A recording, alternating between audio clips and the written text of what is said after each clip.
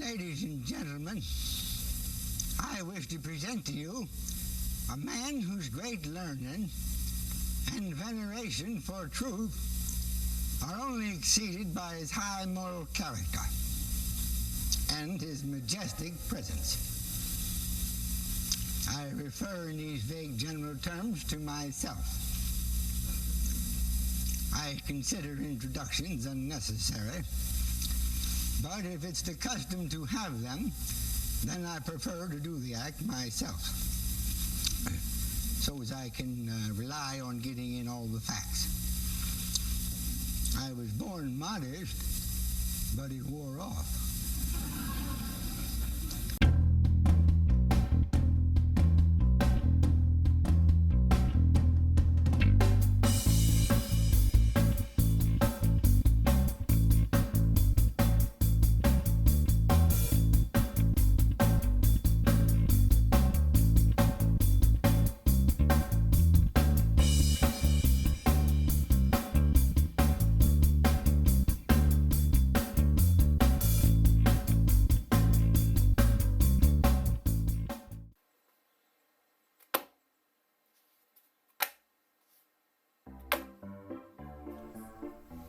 TrueStoryDesu. I love Mark Twain.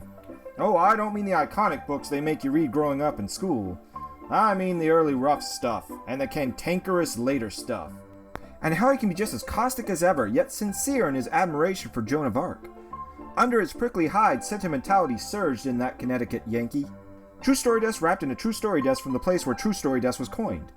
2010, the year I graduated from Pacific. All the leaving library workers chose a book and dedicated a plaque on the inside, explaining why this was their favorite book to future generations.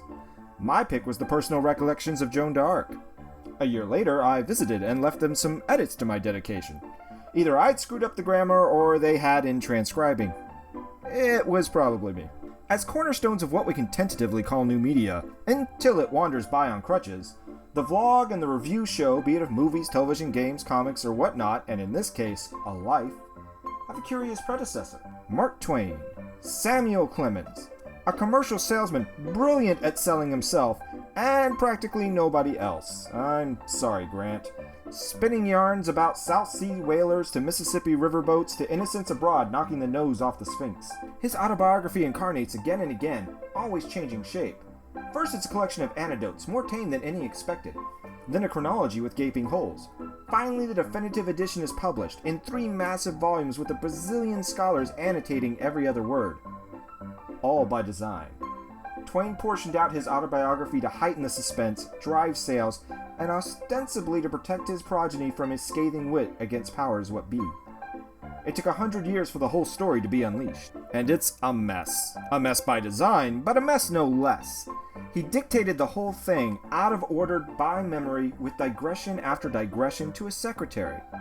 Sitting in bed. Him, not her. Not because he couldn't take a walkabout, but because he just didn't see the sense. When he didn't feel like talking about himself, he snatched up a newspaper and commented on that. Tocqueville was right. The great authors of democracy rise from its journalism, for good or ill.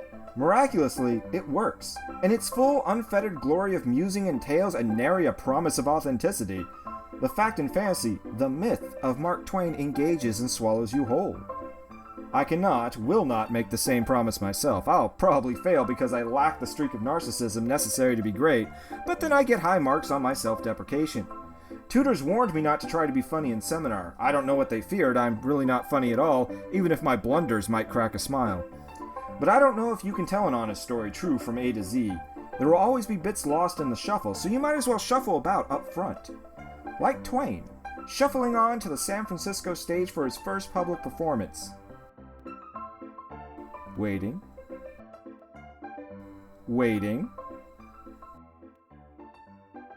Waiting.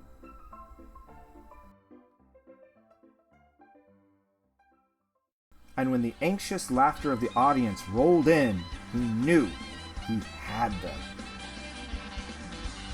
So, that's the story of Steve, a true story Desu. A mishmash of experience, memory, and a lot of making it up as I go. So, don't screw it up.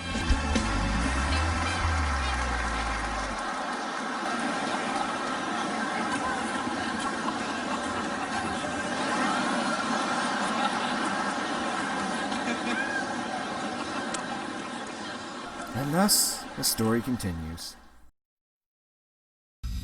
Halley's Comet comes back to the Earth every 75 years, which is wonderful. Science cannot explain why it wants to do that after having had a good look at it. Well, after tonight, a great many people may be disappointed if it doesn't come right back and take me away again.